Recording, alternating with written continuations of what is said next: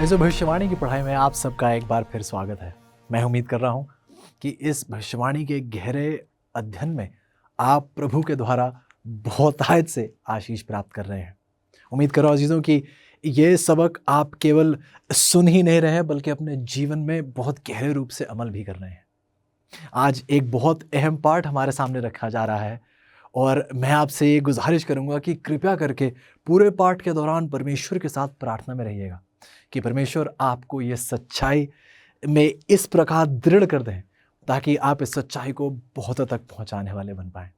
आइए प्रार्थना करते हैं और इसी के साथ आज अपनी पढ़ाई की शुरुआत करेंगे। आइए प्रार्थना करें।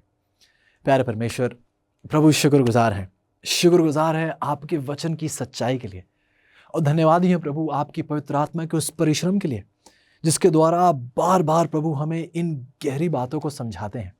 प्रभु आप जानते हैं हमारे में ना ऐसी कोई काबिलियत है प्रभु, ना हम में ऐसा कोई गुण है कि हम आपकी ये गहरी बातें समझ पाएं।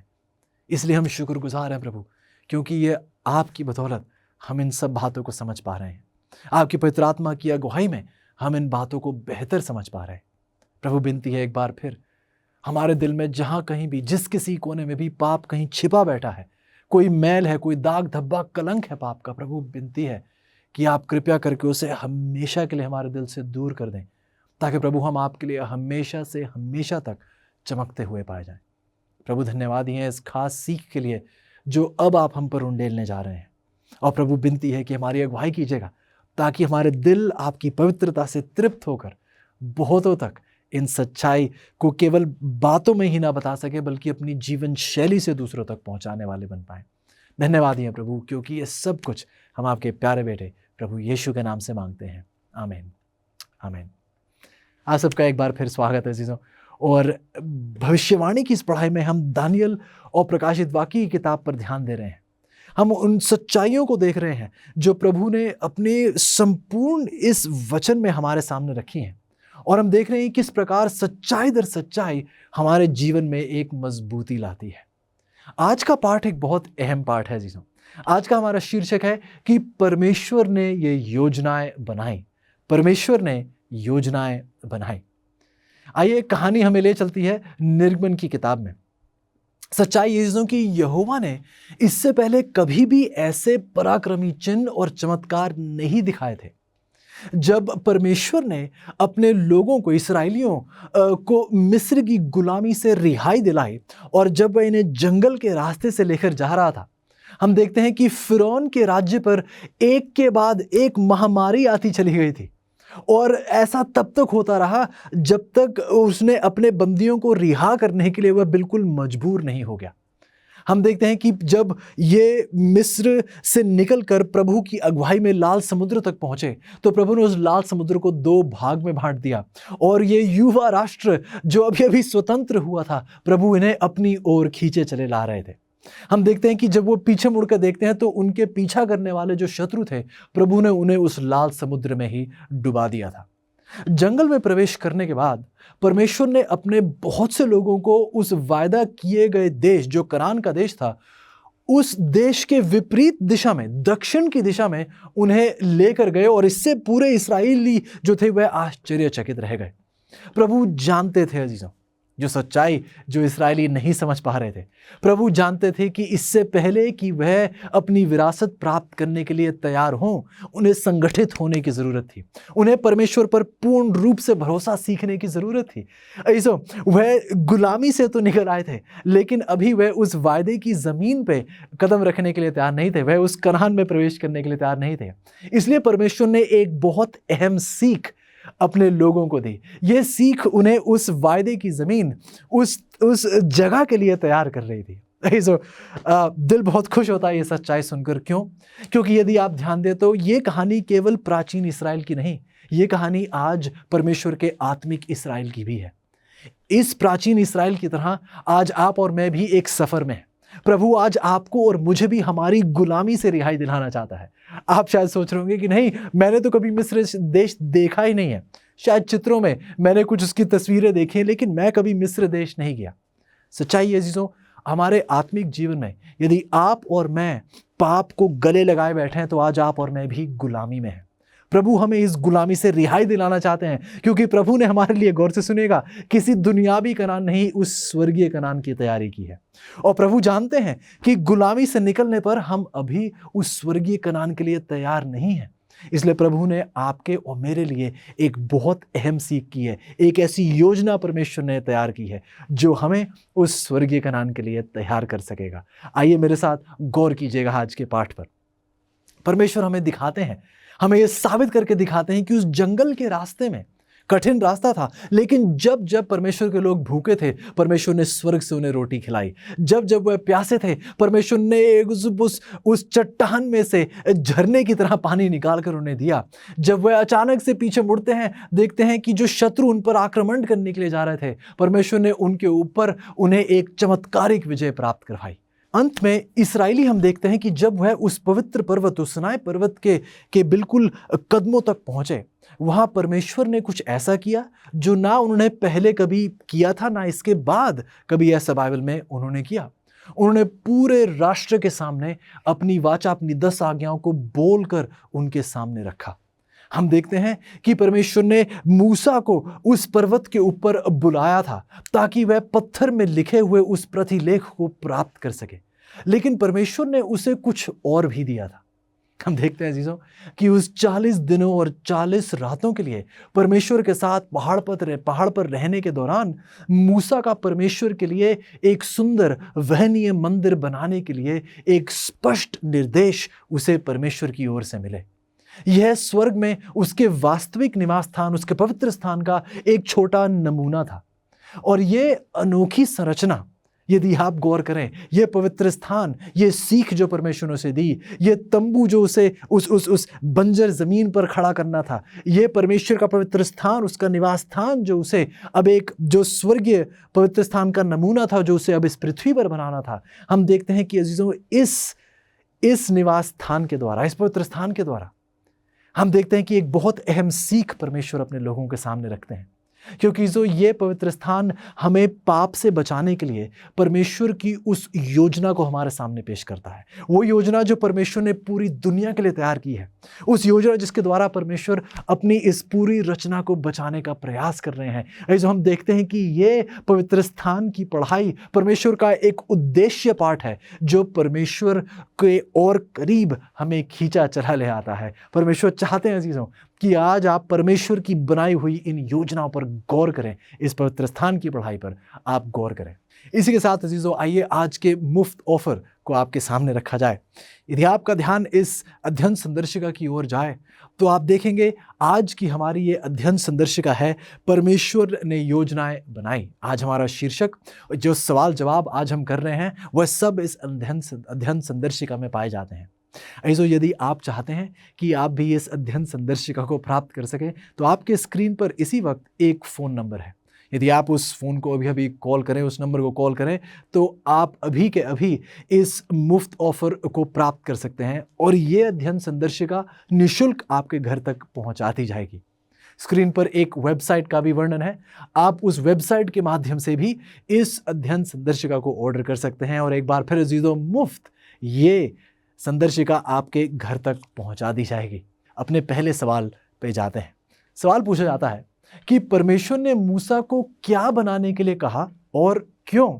गौर कीजिएगा अजीजों, ये अगली आयत परमेश्वर के इस पवित्र स्थान की एक बहुत अहम नींव है। गौर से सुनिएगा, निर्गमन की 25 और उसकी 8 में परमेश्वर ने कहा कि वह मेरे लिए एक पवित्र स्थान बनाए कि मैं उनके बीच निवास करूंगा। गौर कीजिएगा अजीजों, परमेश्वर ने मूसा से पवित्र स्थान बनाने के लिए कहा था। क्यों कहा था? क्योंकि परमेश्वर की एक चाह थी।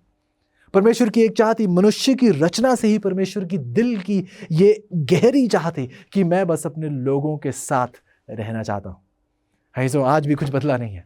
आज भी परमेश्वर उसी प्रेम को गले लगाए हुए हैं। आपके प्रति परमेश्वर आज भी प्रतिबद्ध है कि वो दिन जल्द आए जब परमेश्वर आपके और हमारे साथ अनंत काल के लिए निवास कर पाए। अगला सवाल पूछा जाता है, परमेश्वर अपने लोगों से पवित्र स्थान की विधियों से क्या सीखने की अपेक्षा करते हैं? गौर कीजिएगा, यह सिर्फ एक बीती सीख नहीं, प्रभु आज भी हमें कुछ सिखाने की कोशिश में है। गौर कीजिएगा, भजन संहिता की किताब बाइबल कहती है, हे परमेश्वर, तेरी राहें पवित्र हैं। तेरी राहें पवित्र है। भजन संहिता की 77 की 13 में लिखा है, हे परमेश्वर आपकी राहें पवित्र हैं।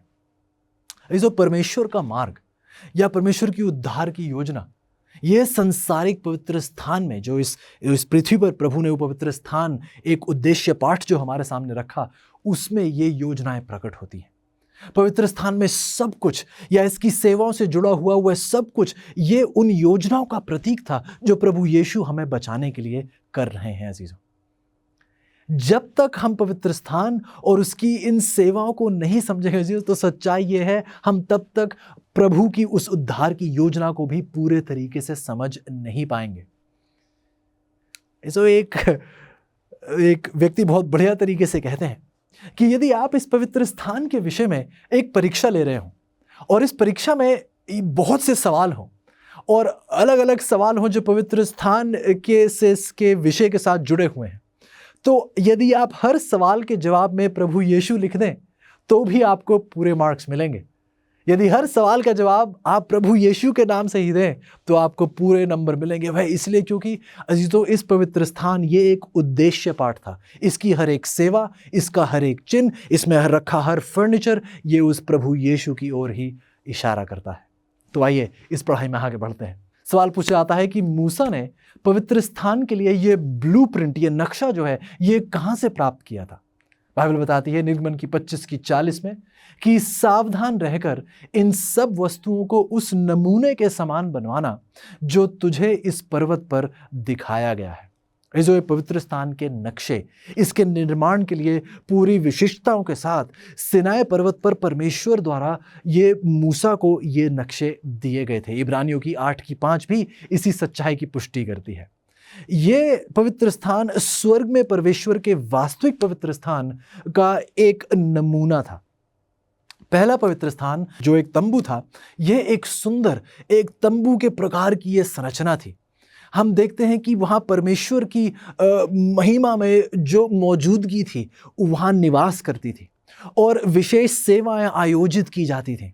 दीवारें सीधे बबूल की लकड़ी की बनी थीं जो चांदी की कुर्सियों में लगाई गई थीं और सोने से मढ़ी गई थीं। छत का फर्श 4 परतों से बना था। सनी, बकरियों के बाल, लाल रंग से रंगी मेढ़ों की खाल और बिज्जू की खाल।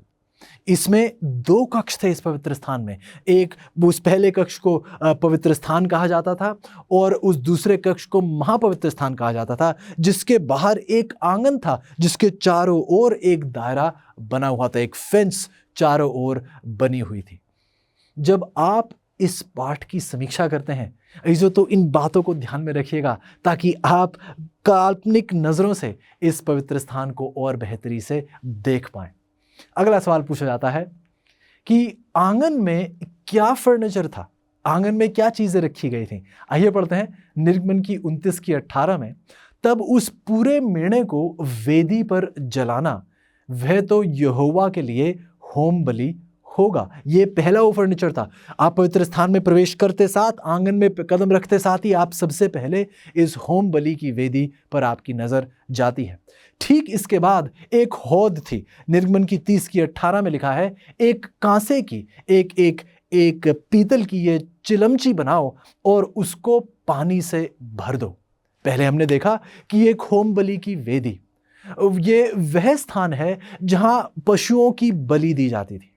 यह पवित्र स्थान के प्रवेश द्वार के ठीक बाहर उस आंगन में स्थित थी और यहाँ पर यह वेदी प्रभु यीशु मसीह के क्रूस का प्रतिनिधित्व करती है।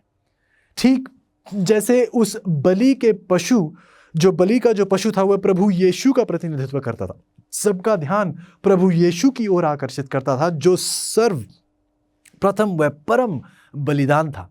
यूहन्ना का पहला अध्याय यदि आप देखें, जब यूहन्ना, जिसने प्रभु यीशु को बपतिस्मा दिया, जब प्रभु यीशु को उस यरदन नदी के तट पर आते हुए देखता है तो कहता है, यही वो मेमना है जो जगत के सारे पापों को लेकर चला जाएगा। जो इस्राएली लोग इस बहुत अहम विचार को सुन रहे थे। एक तरीके से एक परिचय दिया जा रहा था प्रभु यीशु का। और ये जो जैसे आप किताब उठाते हैं और किताब में पहले कुछ पन्नों पर एक परिचय लिखा होता है, यदि आप उस परिचय पर ध्यान ना दें, सीधे जाके पहले चैप्टर को खोल लें, तो आपको यही नहीं पता कि वो लेखक क्या कहना चाह रहा है, ये किताब किस विषय पे है। इसी प्रकार से यूहन्ना ने प्रभु यीशु का एक परिचय दिया कि यह वो मेमना है जो जगत के सारे पापों को लेकर चला जाएगा। ऐसे कई सालों से लोग पशुओं का बलिदान दे रहे थे, लेकिन यूहन्ना कह रहा था परिचय में, प्रभु यीशु के परिचय में कह रहा था आप समझ पाएं कि यह वो मेमना है जो जगत के पापों को लेकर चला जाएगा। ऐसे यदि सब लोगों का ध्यान उस परिचय पर रहता तो बाकी की किताब बेहतर समझ पाते। हम देखते हैं कि प्रभु यीशु का प्रतिनिधित्व इन पशुओं के द्वारा किया जाता था जो इस वेदी पर जिनका बलिदान किया जाता था। हम देखते हैं कि हौदी जो इससे आगे थी, ये हौद जो थी पवित्र स्थान के प्रवेश द्वार और उस होम बलि की वेदी के बीच में स्थित पीतल का एक ये बड़ा पात्र था।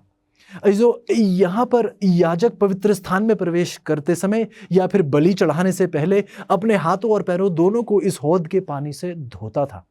पानी, यदि आप बाइबल में देखें तो ये पानी उस बपतिस्मे के दौर को भी दर्शाता है। पाप से उस शुद्धिकरण और नए जन्म का प्रतिनिधित्व भी यहाँ इस हौद के पानी और इसकी शुद्धिकरण के द्वारा किया जाता है। अगला सवाल देखते हैं अजीजों। सवाल पूछा जाता है कि पवित्र स्थान में कौन से 3 फर्नीचर थे। अब हम उस तंबू में जा रहे हैं जो 2 कक्ष में बांटा गया है, पवित्र स्थान और महापवित्र स्थान। और पहले पवित्र स्थान में कौन से 3 फर्नीचर पाए जाते हैं? बाइबल बताती है गिनती की 4 की 7 में, फिर भेंट वाली रोटी की मेज पर नीला कपड़ा बिछाकर उस पर परातों, धूपदानों, करवों और उंडेलने के कटोरों को रखें और नित्य की रोटी भी उस पर हो। बाइबल पहले बताती है कि उस पवित्र स्थान में एक भेंट वाली रोटी की एक मेज थी। गिनती की 8 की 2 बताती है कि हारून को समझाकर यह कहे कि जब तू दीपकों को बारे तब 7 दीपक का प्रकाश दीवट के सामने हो। हम देखते हैं कि एक भेंट वाली रोटी की एक मेज थी, फिर हम देखते हैं कि एक दीपक था जिसमें एक दीवट था जिसमें 7 दीपक थे।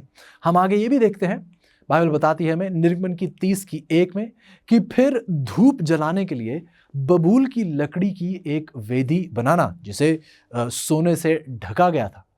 हम देखते हैं चीजों कि ये 3 चीजें उस पवित्र स्थान में पाई जाती थी।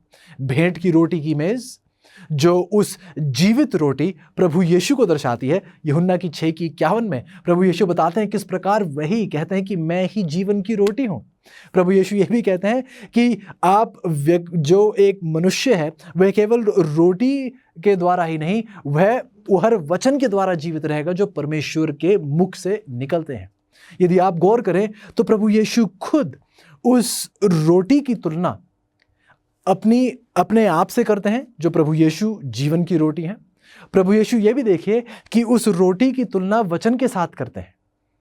यदि आप गौर करें तो यूहन्ना की 1 की 1 में हमें यह भी बताया जाता है कि परमेश्वर प्रभु यीशु ही वो वचन है, वह आदि से वचन है और परमेश्वर के साथ है, परमेश्वर हैं, और वही हम देखते हैं कि वो देहधारी हुए और हमारे बीच आए। तो हम देखते हैं चीजों कि ये रोटी प्रभु यीशु को दर्शाती है, प्रभु के उस वचन को दर्शाती है और प्रभु यीशु ही वो वचन है। तो आगे हम देखते हैं कि ये 7 शाखाओं वाला दीवट, ये 7 शाखाओं वाला दीवट प्रकाशित वाक्य की किताब का पहला अध्याय यदि आप पढ़ें तो ये 7 शाखाओं वाला दीवट प्रभु की कलीसिया को दर्शाता है। और इसमें डाला गया तेल जो था, ये तेल प्रभु की पवित्र आत्मा को दर्शाता है। जकरिया की 4 में इसका वर्णन आप देख सकते हैं। ठीक जिस प्रकार एक दीवट तेल के बगैर किसी काम का नहीं, उसमें कोई उजाला नहीं होगा, ठीक उसी प्रकार एक कलीसिया जिसमें पवित्र आत्मा की सामर्थ्य नहीं, वो किसी काम की नहीं। इसी के साथ अजीजों, धूप की वेदी जो धूप वेदी थी, इसे परमेश्वर के लोगों की प्रार्थनाओं का ये प्रतिनिधित्व करती है। ये वेदी, यहाँ पर याजक इस वेदी के पास खड़े होकर याजक प्रार्थना करता था उस पर्दे के करीब जो पर्दा पवित्र स्थान और महापवित्र स्थान को बांटता था।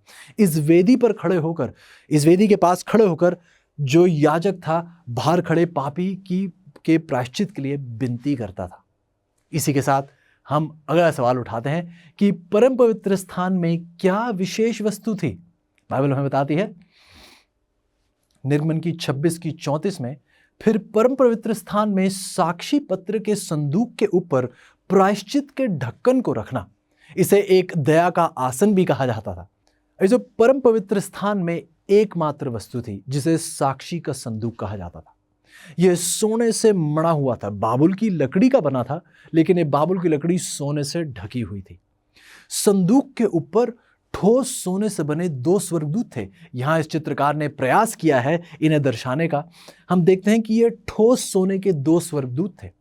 संदूक के ढक्कन को प्रायश्चित का ढकना भी कहा जाता था, जहां परमेश्वर की उपस्थिति निवास करती थी। ऐसो ये वो जगह थी, इन दो स्वर्गदूतों के बीच ये वो जगह थी जहां परमेश्वर की वो महिमामय उपस्थिति आकर परमेश्वर इसी आसन से, इसी सिंहासन से बल्कि कहना चाहिए, इस्राएलियों से बात किया करते थे। सच्चाई तो ये थी अजीजों कि यह स्थान स्वर्ग में परमेश्वर के सिंहासन का प्रतीक है, जो इस तरह दो स्वर्गदूतों के बीच स्थित है। ठीक जैसे उस स्वर्गीय पवित्र स्थान में प्रभु अपने सिंहासन पर बैठकर राज करते हैं, इस्राएलियों को ये साक्षी का संदूक दिया गया था और इसके ऊपर, इस प्रायश्चित के ढकने पर हम देखते हैं कि प्रभु की महिमा में मौजूदगी आकर इस्राएलियों से यहाँ से बात करती थी। अगला सवाल हमसे पूछा जाता है जो कि संदूक के अंदर क्या है। आइए गौर करते हैं। निर्गमन की 25 की 21 में लिखा है, और प्रायश्चित के ढक्कन को संदूक के ऊपर लगवाना, और जो साक्षी पत्र मैं तुझे दूंगा उसे संदूक के भीतर रखना। आइए इसे समझने की कोशिश करते हैं।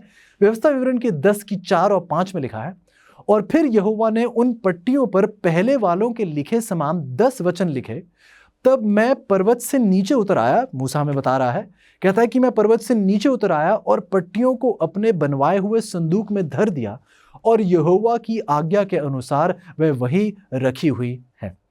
ऐसे परमेश्वर ने अपनी उंगली से अपनी वाचा को पत्थर की 2 पट्टियों पर लिखा, और वह संदूक के भीतर रखी गई। प्रायश्चित का ढकना उनके ऊपर था, जो दर्शाता था कि जब तक परमेश्वर के लोग अपने पापों को स्वीकार कर उन्हें त्यागने के लिए तैयार हैं, याजक द्वारा दया के इस सिंहासन पर वह छिड़के गए लहू के माध्यम से उन पर दया की जाएगी। लय व्यवस्था की 16 की 15 और 16 में आप इसकी पुष्टि होते हुए देखते हैं। अजीजों, वह लहू सभी लोगों को क्षमा और शुद्धिकरण लाने के लिए यीशु द्वारा बहाए गए लहू का प्रतिनिधित्व करता है। क्यों? क्योंकि बाइबल में बताती है अजीजों, इब्रानियों की 9 की 22 में कि बिना लहू बहाए क्षमा नहीं होती है। बाइबल बताती है अजीजों, मत्ती की 26 की 28 में, क्योंकि यह मेरा लहू है जो एक नई वाचा की स्थापना करता है।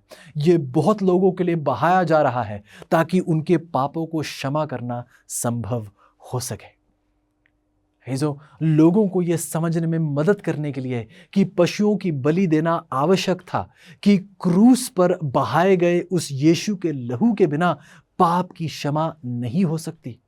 जब इन मासूम पशुओं का लहू बहाया जाता था, ये उस सर्वप्रथम उस उच्च मेमने को, उस स्वर्गीय मेमने प्रभु यीशु को दर्शाता था, जो लहू वो अपने अजीजों के पापों के लिए बहाने वाला था। अजीजों, ये एक चौंकाने वाला सच था कि पाप की सजा मौत है। और सच्चाई यह है कि क्योंकि हम सभी ने पाप किया है, हम सभी को मृत्यु दंड मिलना चाहिए। और हम मर गए होते, यह सच्चाई है कि हम अब तक मर गए होते। लेकिन यह भी एक ब्रह्मांड की सच्चाई है कि प्रभु यीशु ने बीच में हमारे लिए वह खड़े हुए हैं। यह भी सच्चाई है कि प्रभु यीशु ने हमारे पापों का भुगतान करने के लिए वह हमारी जगह पर वह बलि हुए।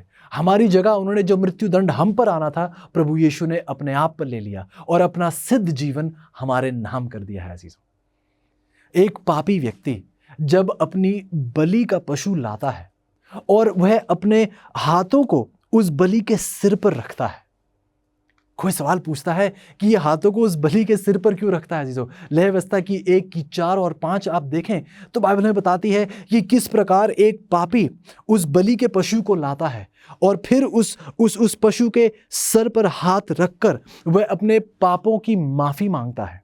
और जब वह ऐसा करता है अजीजों, तो प्रतीकात्मक रूप से जो पाप हैं उससे स्थानांतरित होकर उस पशु पर आ जाते हैं। और वह सर पर इसलिए रखता है क्योंकि अजीजों, जब प्रभु यीशु उस क्रूस पर थे, यह मेमना उस प्रभु यीशु का प्रतिनिधित्व कर रहा था। प्रभु यीशु अजीजों जब उस क्रूस पर थे तो हमारे पापों का बोझ उन्होंने भी अपने सर पर उठाया हुआ था, ठीक जैसे अब इस मेमने के सर पर था। अजीजों, जब प्रभु यीशु क्रूस पे थे तो उनके दिमाग में आप और मैं थे। उन्हें पता था कि यह बलिदान जरूरी है, क्योंकि आज इस वर्ष में प्रभु देख रहे थे कई सालों आगे एक ऐसा व्यक्ति होगा, एक ऐसा मेरा बेटा है, मेरी ऐसी एक बेटी होगी जिसे उद्धार की जरूरत पड़ेगी। मेरा सिद्ध जीवन मैं उनके नाम कर रहा हूं। तो आज प्रभु आपको पुकार रहे हैं, प्रभु आपको पुकार रहे हैं। वह चाहते हैं कि जो बलिदान उन्होंने दिया है, उन्होंने केवल बलि ही नहीं दी है, उन्होंने अपना सिद्ध जीवन भी आपको दिया है। इस सच्चाई तो यह है कि आपने क्रूस के संदेश को पूर्ण रूप से कभी स्वीकारा ही नहीं है। यदि आपने सिर्फ उनके बलिदान को स्वीकारा है लेकिन उनके सिद्ध जीवन को, उनकी पवित्रता को नहीं स्वीकारा है, तो आपने अभी भी क्रूस को पूर्ण रूप से अपने जीवन में नहीं स्वीकारा है। ऐसा बाइबल बताती है कि यहां ये व्यक्ति जिसने पाप किया है वह उस मेमने को लाता है, और बाइबल ये भी बताती है कि ये एक बहुत गंभीर दौर होता था, एक गंभीर सच्चाई होती थी जो प्रभावित करती थी, जो लोगों को प्रभावित करती थी ये सिखाने के लिए कि ये हमारे पाप प्रभु यीशु की मृत्यु का कारण बने हैं। सच्चाई ये थी अजीजों कि जब ये बलि के पशु लाए जाते थे, प्रभु केवल एक जरिया था जिसके द्वारा केवल बलिदान ही नहीं हो रहा था, केवल पापों का ही भुगतान नहीं हो रहा था। प्रभु यीशु इस सारे कार्य के द्वारा लोगों के दिलों पर एक प्रभाव डालना चाह रहे थे। आप ही सोचिए, बाइबल बताती है कि लय व्यवस्था की 1 में आप पढ़ सकते हैं कि जो पापी उस बलि के पशु को लाता था उसको अपने हाथों से उस पशु का वध करना होता था। जो परमेश्वर का प्रयास ये था कि जब एक पापी उस मासूम से मेमने को लाए और अपने हाथों से उसका वध करे, और जब लहू बहता देखे तो उस पापी के दिल पर वो चोट पहुंचे ये सोचकर कि इस मासूम मेमने ने कुछ नहीं बिगाड़ा था किसी का, इस मासूम मेमने ने कोई बुरा नहीं किया था, ये तो मेरे पापों की वजह से इसका वध हो रहा है। जो प्रभु चाह रहे थे कि उस पापी के दिल पर ये ठेस पहुंचती, उसे इस बात का एहसास होता कि ये अपने पापों के लिए नहीं, ये मेरे पापों के लिए मर रहा है। ऐसे इसी प्रकार से प्रभु चाहते हैं कि आज हमारे दिलों पर भी इस बात का प्रभाव पड़े कि प्रभु यीशु जब क्रूस पर चढ़ाए गए थे वो अपने किसी पाप की वजह से नहीं, आपके और मेरे पापों की वजह से क्रूस पर चढ़ाए गए थे। ऐसे सच्चाई ये थी कि उस प्राचीन काल में जब ये बलिदान चढ़ाए जाते थे तो सब लोग आगे उस आने वाले उद्धार, उस क्रूस की ओर देखते थे उद्धार के लिए। ठीक जिस प्रकार हम अब आगे नहीं बल्कि पीछे मुड़कर उस क्रूस की ओर देखते हैं उद्धार के लिए। क्रूस अजीजों, क्रूस, क्योंकि उद्धार का और कोई भी अन्य स्रोत नहीं है, केवल प्रभु यीशु का वो बलिदान ही है। हमारे टूटे हुए संसार के लिए क्या प्रभु की योजना जानना चाहते हैं? जैसे हम बाइबल की भविष्यवाणी देखते हैं, आप अपनी सबसे बड़ी चुनौतियों के लिए भरोसेमंद हल प्राप्त करना चाहते हैं। प्रोत्साहित करने वाली और प्रकाशन देने वाली amazing facts Bible study guide Bible पर आधारित 27 टॉपिकल लेसन्स प्रदान करती हैं, जिसमें सुंदर ग्राफिक्स और स्पष्ट उत्तर दिए गए हैं, जिसे समझना बहुत ही आसान है। हर बाइबल स्टडी गाइड आपको व्यवहारिक उत्तर की ओर लेकर जाती है, आपके जीवन के सबसे महत्वपूर्ण सवालों के लिए। मैं कैसे तंदुरुस्त संबंध पा सकता हूँ, यीशु मसीह फिर से कब और कैसे आएंगे, और भी बहुत कुछ। अपने भविष्य को अवसर पर मत छोड़िए, सत्य से अपने जीवन को बदल दीजिए। Amazing facts Bible study guide के द्वारा ये उपलब्ध हैं इंग्लिश, हिंदी, तमिल और तेलुगु भाषा में। तो इंतजार मत कीजिए, अपने स्टडी गाइड का पूरा सेट ऑर्डर कीजिए और विजिट कीजिए bookstore.aftv.in पर। सवाल आगे बल्कि पूछा जाता है कि जब पशुओं को पाप के लिए बलिदान किया जाता था तब पाप का क्या होता था? बाइबल हमें बताती है लय व्यवस्था की 1 की 4 और 5 में कि इस व्यक्ति को अपना हाथ होम बलि के सर पर रखना चाहिए। परमेश्वर होम बलि को व्यक्ति के पाप के लिए भुगतान के रूप में स्वीकार करेंगे। व्यक्ति को चाहिए कि वह बछड़े को यहोवा के सामने मारे, तो व्यक्ति को खुद अपने हाथों से मारना था। है जो इस प्रकार जानवर दोषी हो जाता था, क्योंकि जब वह उसके सर पर हाथ रखकर अपने पापों का प्रायश्चित करता था तो प्रतीकात्मक रूप से पापी से उसके पाप स्थानांतरित होकर इस पशु पर आ जाते थे। अब यह जानवर दोषी करार किया जाता था और उसे मृत्यु दंड सहना पड़ता था। यह दर्शाता है कि प्रभु यीशु ने किस प्रकार हमारे पापों को अपने सर उठा लिया है। सवाल पूछा जाता है, जब बलि के पशु को संपूर्ण कलीसिया के लिए बलिदान किया जाता था तब पाप का क्या होता था? बाइबल हमें बताती है लय व्यवस्था की 4 की 17 में, और याजक अपनी अंगुली लहू में डुबोकर उसे बीच वाले पर्दे, जो पर्दा पवित्र स्थान और महापवित्र स्थान को बांटता है, उस बीच वाले पर्दे के आगे 7 बार यहोवा के सामने छिड़के। ऐसो याजक ने कुछ लहू पवित्र स्थान के अंदर पर्दे के सामने छिड़का। इस प्रकार प्रतीकात्मक रूप से लोगों के पाप को पवित्र स्थान में स्थानांतरित कर दिया। गौर कीजिए, पहले वो व्यक्ति उस बलि के पशु को लाता है, उसके सिर पर हाथ रखकर अपने पापों का अंगीकार करता है। फिर जब उस पशु का वध होता है, फिर उसी लहू को लेकर याजक परमेश्वर के समीप जाकर उसके सामने उस पर्दे पर 7 बार छिड़क देता है। इस प्रकार पाप पापी से स्थानांतरित होकर पशु पर स्थानांतरित होकर फिर अब पवित्र स्थान में स्थानांतरित किए जाते हैं। जब हमारे प्रभु यीशु अपनी मृत्यु के बाद, बाइबल बताती है, जब स्वर्ग पर चढ़ाए गए, जब उन्होंने उस स्वर्गीय पवित्र स्थान में प्रवेश किया, तो उन्होंने किसी मेमने के लहू से नहीं बल्कि अपने पवित्र लहू से हमारे पापों का भुगतान परमेश्वर के अपने पिता के सामने किया है। ठीक जैसे याजक पुराने नियम में हम देखते हैं, ठीक जिस प्रकार याजक लहू को लाकर परमेश्वर के सामने पेश करता था, ठीक उसी प्रकार प्रभु यीशु ने अपने लहू को अपने पिता के सामने पेश किया है। ये बहुत अहम सच्चाई है, क्योंकि यदि प्रभु यीशु उस लहू को ना पेश करते तो आज आपकी और मेरी उद्धार की कोई उम्मीद ना होती। सवाल पूछा जाता है, पवित्र स्थान के 2 प्रतीक कौन से हैं जो प्रभु यीशु हमारे लिए पूरा करते हैं? आइए देखते हैं बाइबल क्या कहती है। पहले कुरिन्थियों की 5:7 कहती है, ये हमारा फसह, हमारा मसीह हमारे लिए बलिदान किया गया। आप फसह के पर्व से वाकिफ होंगे। बाइबल बताती है उस फसह के पर्व पर निर्गमन की 12 में जब आप पढ़ते हैं, जब पहला फसह का पर्व था, उस मेमने का वध हुआ, उसका लहू घर की चौखट पर लगाया गया। बाइबल कहती है कि प्रभु यीशु ही हमारा फसह है, उसी ने हमारे पापों के लिए बलिदान दिया है, हमारे लिए अपना लहू बहाया है।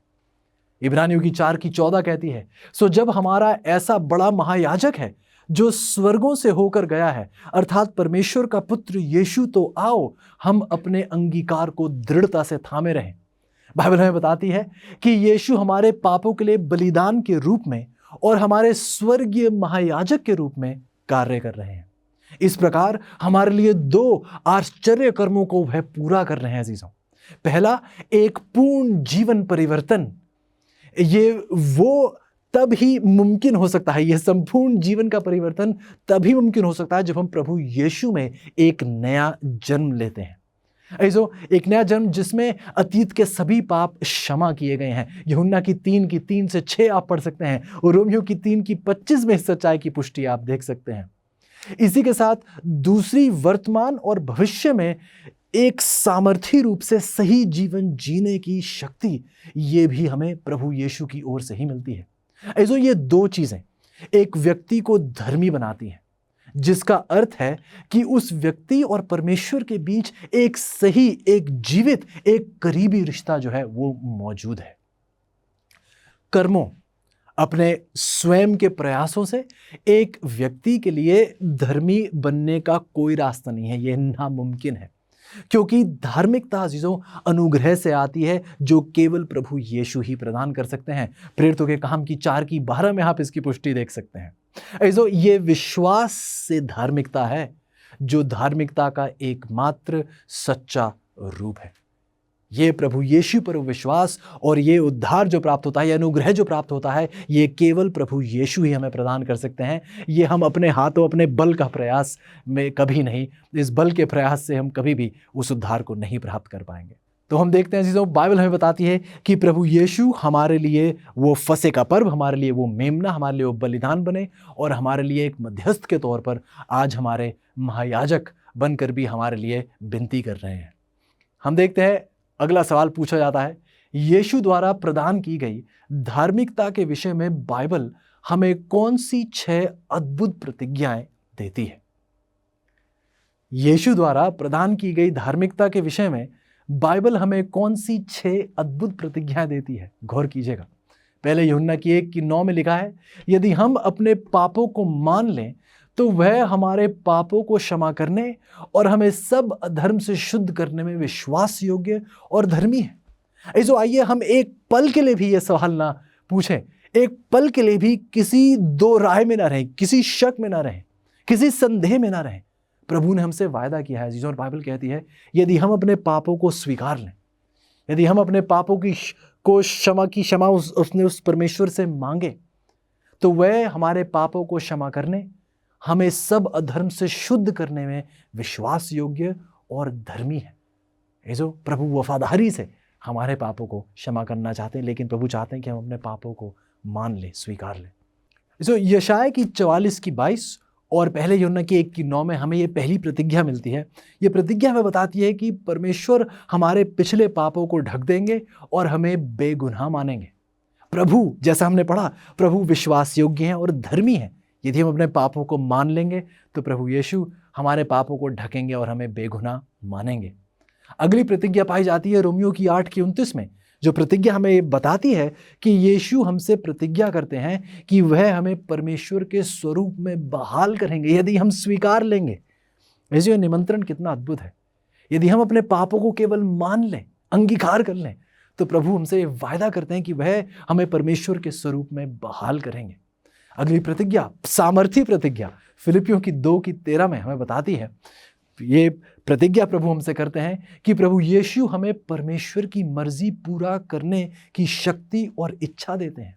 अजीजों, जो इच्छा कई बार हमारे पास नहीं होती, जो सामर्थ हमारे पास कई बार पाप का इनकार करने में नहीं होती है, प्रभु यीशु स्वयं हमारे भीतर आकर, यदि हम उन्हें निमंत्रण दें, तो प्रभु स्वयं हमें वो हिम्मत, ताकत और साहस दे सकते हैं। अगली प्रतिज्ञा इब्रानियों की 13:20 और 21 और पहले यूहन्ना की 3:22 में पाई जाती है, जो प्रतिज्ञा हमें बताती है कि यीशु हमें केवल वह काम करने के लिए मदद करेंगे जो परमेश्वर को भाते हैं। ऐसे यदि प्रभु यीशु हमारे जीवन में जिएंगे, यदि प्रभु यीशु हमारे में बने रहेंगे, जैसे यूहन्ना की 15 में वो कहते हैं, तो जैसा प्रभु यीशु चाहेंगे हम वैसा ही जीवन व्यतीत करेंगे, क्योंकि अब हमने अपना जीवन प्रभु यीशु के हाथों में सौंप दिया है। अगली प्रतिज्ञा 2 कुरिन्थियों की 5:21 में कि वह अपने पाप रहित जीवन और प्रायश्चित मृत्यु का श्रेय हमें देकर वह हमें हमारे प्राण दंड से मुक्त करते हैं। प्रभु यीशु हमें रिहाई दिलाना चाहते हैं कि हम मृत्यु के भय से ना जिएं, बल्कि परमेश्वर के प्रेम की सामर्थ्य में आगे आने वाले अनंत काल के लिए तैयार पाए जाएं। अगली प्रतिज्ञा फिलिपियों की 1:6 और यहूदा की 24 में प्रतिज्ञा दी जाती है कि यीशु अपने वापस लौटकर आने तक हमें वफादार रहने में मदद करने का उत्तरदायित्व लेते हैं। ऐसे आपको घबराने की जरूरत नहीं है। प्रभु यीशु आपसे वायदा करते हैं। यहूदा की 24 का उदाहरण ले लीजिए, तो प्रभु कहते हैं कि मैं आपको ठोकर खाने से बचा सकता हूँ, मैं विश्वास योग्य हूँ, मैं धर्मी हूँ और मुझ में यह सामर्थ है कि मैं आपको पाप से ठोकर खाने से बचाने के योग्य हूँ। तो जो यदि ये परमेश्वर का वायदा है, तो आइए हम एक पल के लिए भी उसकी वायदों पर, उसकी प्रतिज्ञाओं पर एक पल के लिए भी हम संदेह ना करें। भाई, जो परमेश्वर सच्चे हैं, परमेश्वर का हर वचन सच्चा है, वह अपने वायदे का पक्का है, अपनी जुबान का पक्का है। यदि परमेश्वर ने कहा है तो परमेश्वर यकीनन उसे पूरा करेंगे। ऐसो प्रभु यीशु आपके जीवन में इन सभी शानदार वायदों को पूरा करने के लिए तैयार हैं। क्या आप इन वायदों को स्वीकारने के लिए तैयार हैं? क्या आप अपने जीवन को नियंत्रित करने के लिए प्रभु के हाथ में सौंपना चाहते हैं? वह आपको निराश बिल्कुल नहीं करेंगे। आप अपने जीवन को पूर्ण रूप से उसके हाथों में सौंप सकते हैं। अगला सवाल हमसे पूछा जाता है, क्या धर्मी बनने में किसी व्यक्ति को कोई भी भूमिका निभानी होती है?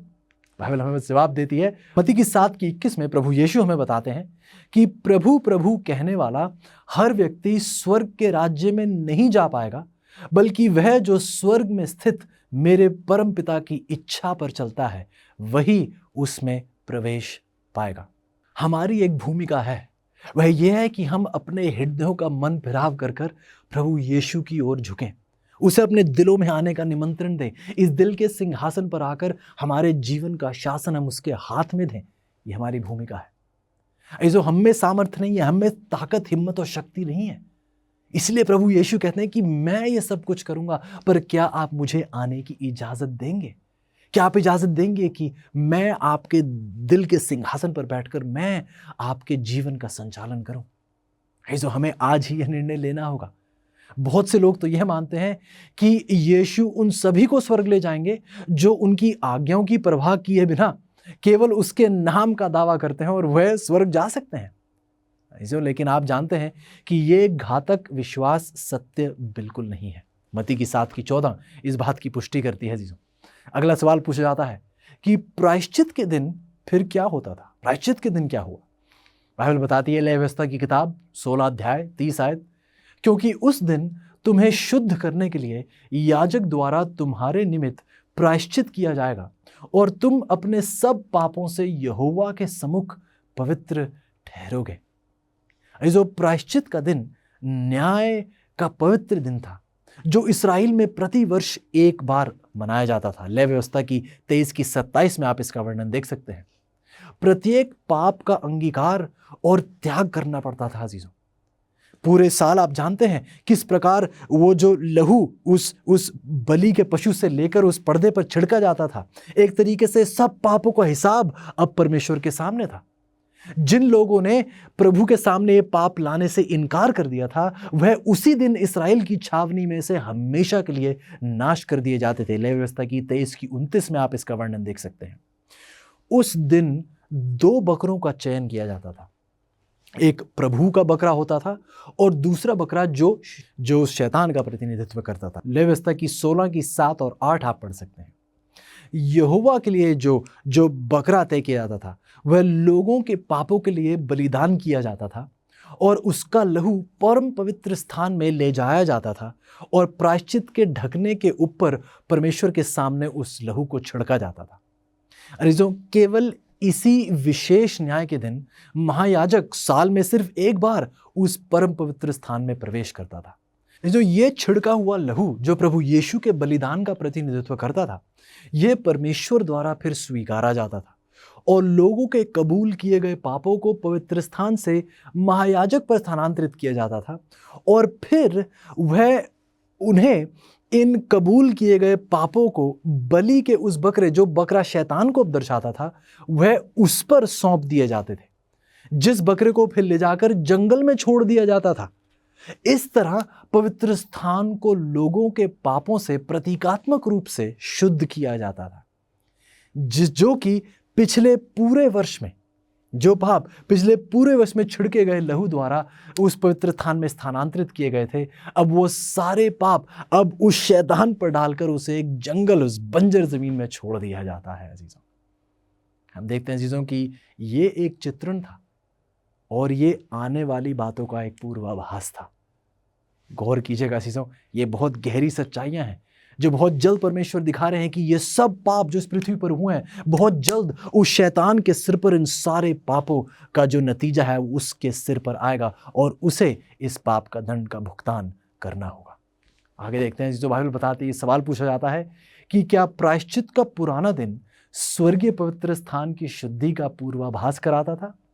आइए, बाइबल बताती है इब्रानियों की 9:23 में, तो फिर यह आवश्यक है कि वस्तुएं जो स्वर्ग की प्रतिकृति हैं उन्हें पशुओं के बलिदानों से शुद्ध किया जाए, किंतु स्वर्ग की वस्तुएं तो इनसे भी उत्तम बलिदानों से शुद्ध किए जाने की अपेक्षा करती हैं। जी हाँ अजीजों, उस दिन की सभाओं ने स्वर्गीय पवित्र स्थान में हमारे महायाजक यीशु द्वारा पाप को मिटाने की ओर इशारा किया। ये जो उस दिन प्रायश्चित के दिन होता था, ये स्वर्ग में होने वाले हमारे उस महायाजक के द्वारा जो कार्य किया जाता था, उन पापों को मिटाने की ओर इशारा करता था। वह वहां अपने लोगों के लिए मध्यस्थता करने के लिए और उन सभी के पापों को मिटाने के लिए तैयार खड़ा है। जो उसके बहाए हुए लहू में विश्वास करेंगे अजीजों, वह उस प्रायश्चित को प्राप्त कर पाएंगे।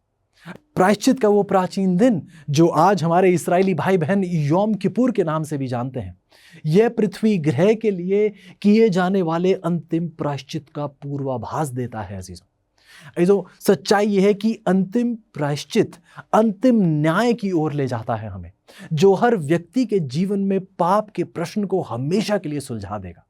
बल्कि हमारे अगले पाठ से आप वंचित ना रह जाइएगा, क्योंकि हमारे अगले पाठ में हम देखेंगे कि किस प्रकार परमेश्वर ने उस स्वर्गीय न्याय के आरंभ होने की तिथि निर्धारित की है। एक बहुत ही रोमांचक पढ़ाई होने वाली है हमारी अगली। तो हम देखते हैं अजीजों, इस पूरे पाठ में परमेश्वर ने किस सटीकता से, कितने बेहतरीन तरीके से हमारे उद्धार की योजना, इस उद्देश्य पाठ जिसे हम पवित्र स्थान कहते हैं, इसके द्वारा हमारे सामने पेश किया है। और जो प्रभु चाहते हैं कि ये पढ़ाई, हालांकि ये पढ़ाई तो बहुत छोटी है, सच्चाई ये है कि आपको और कई समय लगेगा। आपका बाकी का जीवन और अनंत काल में हम इस पवित्र स्थान की गहराई, परमेश्वर की इन योजनाओं को पढ़ते चले जाएंगे। एक ऐसा विज्ञान जो मनुष्य के द्वारा पढ़ाए गए हर विज्ञान से बढ़कर है, उस उद्धार का विज्ञान जो हम अनंत काल तक जिसका अध्ययन हम करते चले जाएंगे।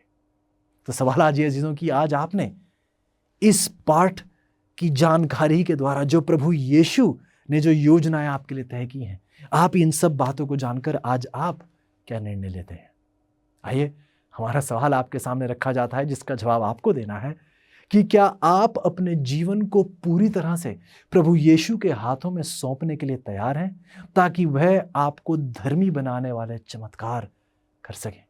जी हाँ अजीजों, धार्मिकता, पवित्रता एक ऐसा चमत्कार है जिसकी सामर्थ, जिस चमत्कारों करने की सामर्थ हम में नहीं है, क्योंकि ये धार्मिकता प्रभु यीशु का वरदान है, ये हमारी ताकत बिल्कुल नहीं।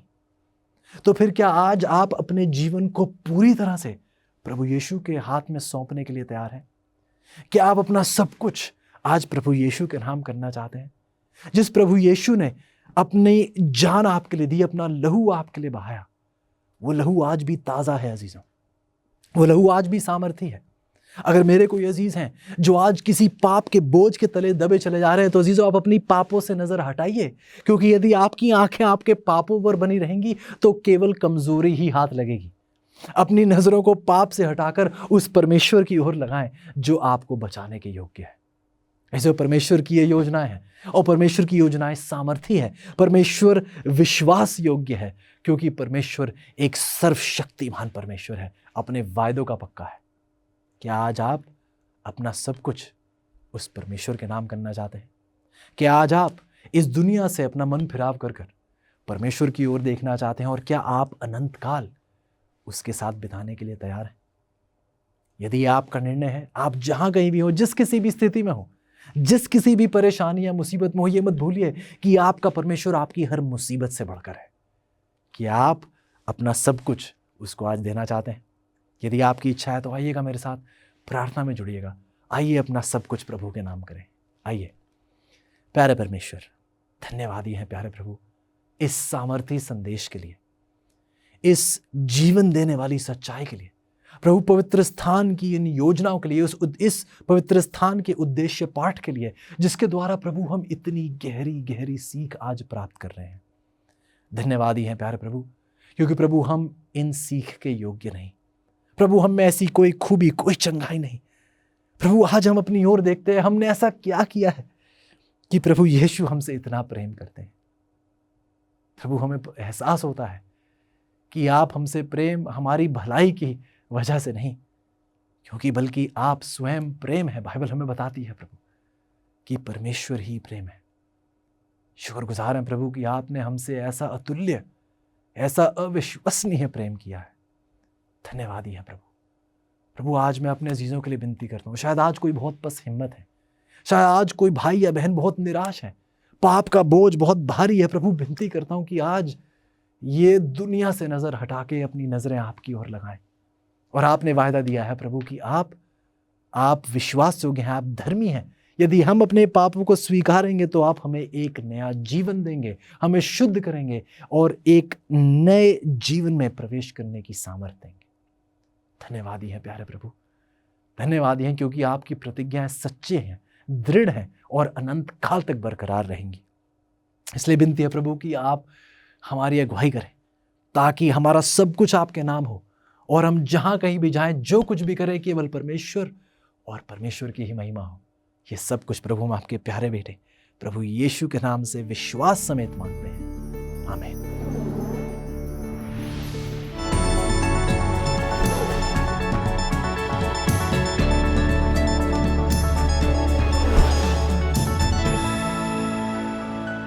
हाय दोस्तों, ये आधुनिक झंडे जिन्हें हम देखते हैं, जो कैपिटल बिल्डिंग के ऊपर हैं, पेट्रियाटिक होम के सामने हैं, ये तो उस समय से है जब से युद्ध लड़े गए थे। युद्ध करने वाले देशों में ये बहुत ही सुंदर और बहुत ही अद्भुत आकार के साथ बनाए गए युद्ध भूमि में ऊंचाई पर रहते थे, ताकि युद्ध करने वाले लोग चाहे धुआं हो या फिर गड़बड़ी हो, फिर भी वो ये जान सके कि उनकी सेना तराई में कहाँ है और वो कहाँ पर लड़ रहे हैं। अगर आप अपने शत्रु के झंडे को जीत लेते हैं तो ये बड़े आदर की बात होती थी, और वहीं से ये खेल आया है जिसका नाम है कैप्चर द फ्लैग। युद्ध में बदलाव आते गए हैं। अब ये जो झंडे हैं ये तो निश्चय ही अलग अलग देशों के बारे में और पहचान के बारे में बताने वाले हैं। आज संसार के अलग अलग देशों के जो झंडे हैं ये तो बहुत ही अलग हैं और रंग बिरंगे हैं, और इनके हर एक आकार और रंगों का एक खास अर्थ होता है। इन्हें एक दूसरे से पहचानना बहुत आसान होता है। शायद संसार में सबसे दिलचस्प झंडा तो फिलीपीन देश का झंडा है। ये बहुत ही अद्भुत है क्योंकि शांति के समय ये अलग तरह से होता है युद्ध के समय से। शांति के समय में फिलिपिनो झंडा जो लाल, सफेद, नीला और पीले से बना है, इसमें नीला भाग ऊपर होता है, लेकिन युद्ध के समय इसे पलटा देते हैं और लाल भाग ऊपर आता है, क्योंकि यहाँ पर ये अपने लहू का बलिदान करने के लिए तैयार है कि आजादी बनाए रखें। बिल्कुल इसी तरह से ऐसी एम्बेसी जो दूसरे देश में स्थापित की गई है, वो अपना झंडा लहराते हैं जबकि वो दूसरे देश में होते हैं। विश्वासियों के पास परमेश्वर के प्रेम का झंडा होना चाहिए इस गिरे हुए संसार में। सुलेमान के श्रेष्ठ गीत अध्याय 2 वचन 4 में हम पढ़ सकते हैं, उसका झंडा जो मेरे ऊपर फहराता था वो प्रेम था। ये झंडा है जो मसीह लोगों को अद्भुत राज्य के रूप में बताता है इस संसार में। तो दोस्तों, बड़ा सवाल है कि आप अपना झंडा कैसे लहरा रहे हैं।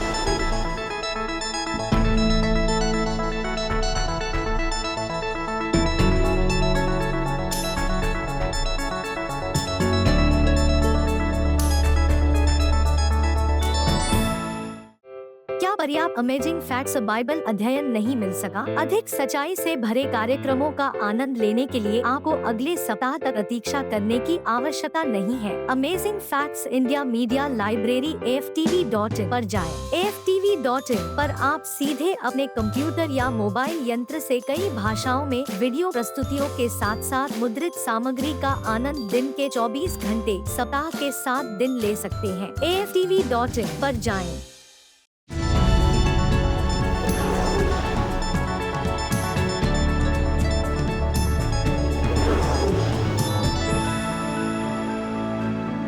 मैं यहाँ पर सुंदर टापू के देश फिजी में हूँ जो कि अद्भुत जानवरों से भरा है। बहुत सी हरियाली है और बहुत उत्तम सीनरी है। यहाँ पर के लोग तो दुनिया में सबसे बेहतर हैं, लेकिन यह हमेशा ऐसे नहीं था। एक समय से नरभक्षी टापू के रूप में जाना जाता था। फिजी योद्धा साउथ पैसिफिक में सबसे बड़े योद्धा थे और उनसे बहुत लोग डरते थे। अभी आप अनुमान लगा सकते हैं कि क्यों इस हथियार का वो उपयोग करते थे कि अपने शत्रु की गर्दन को तोड़ दे। और मिशनरी को मार कर खाने के पहले वो एक दूसरे से युद्ध करते थे और एक दूसरे को खाते थे। अगर आप इस टापू के अलग अलग टूरिस्ट लोकेशन पर जाएं, तो वो उनके कांटे के ऐसे रीमेक आपको देंगे जिससे मनुष्य का दिमाग खाया जाता था।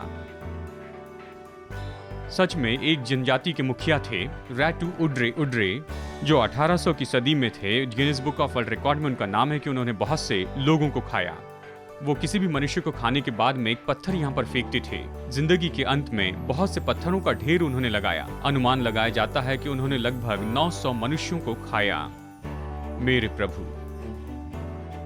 जानते हैं फिजी के लोग ही ऐसे नहीं जो कि पहले नरभक्षी हुआ करते थे, लेकिन बाइबल ये कहती है कि हम सब लोग इस योग्य हैं कि हम नरभक्षी हो जाएं। गलातियों 5:15 कहता है, पर यदि तुम एक दूसरे को दांत से काटते और फाड़ खाते हो, इसका मतलब है पीठ पीछे बोलने से लोगों का हम अपमान करते हैं। एक विख्यात मिशनरी पैट्रिक, जब वह ऐसे ही नरभक्षी टापू पर जा रहे थे, उनके परिवार और दोस्तों ने कहा कि मत जाइए, नहीं तो तुम्हें खा लिया जाएगा।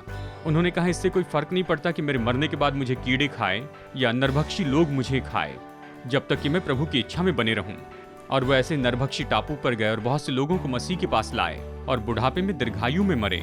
प्राचीन नरभक्षी विचारधारा ये है, जब आप किसी शत्रु को मारते हैं, उससे खत्म करते हैं, तो हम अपने अंदर उनकी आत्मिक ताकतों को और सामर्थ्य को पाते हैं, लेकिन ये झूठ है।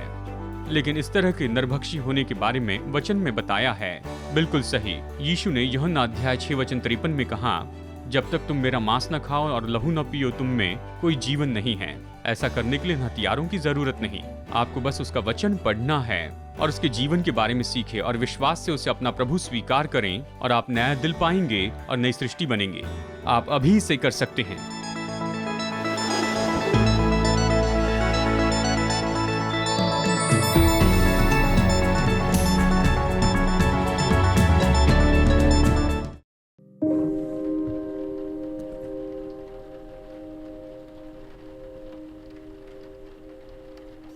अब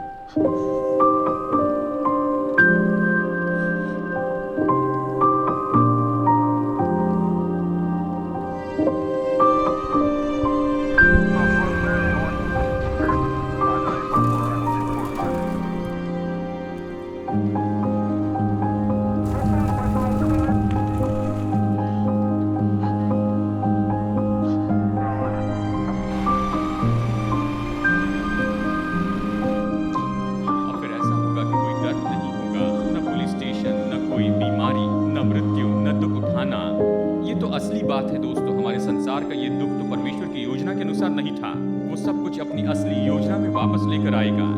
धन्य है जो मन के दीन है, वो स्वर्ग के राज्य के वारिस होंगे। क्योंकि मैं भूखा था और तुमने मुझे खाने के लिए दिया। मेरे इन छोटे से छोटे भाइयों के लिए तुमने जो कुछ भी किया है वो तुमने मेरे लिए किया है।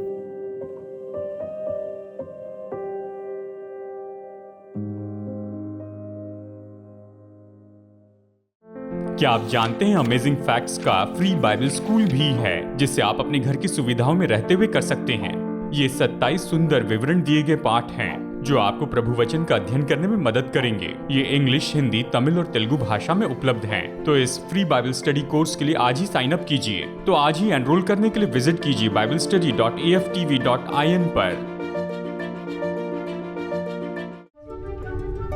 50 साल से भी ज्यादा समय से अमेजिंग फैक्ट्स बाइबल की सच्चाई को पूरे संसार में बता रहे हैं।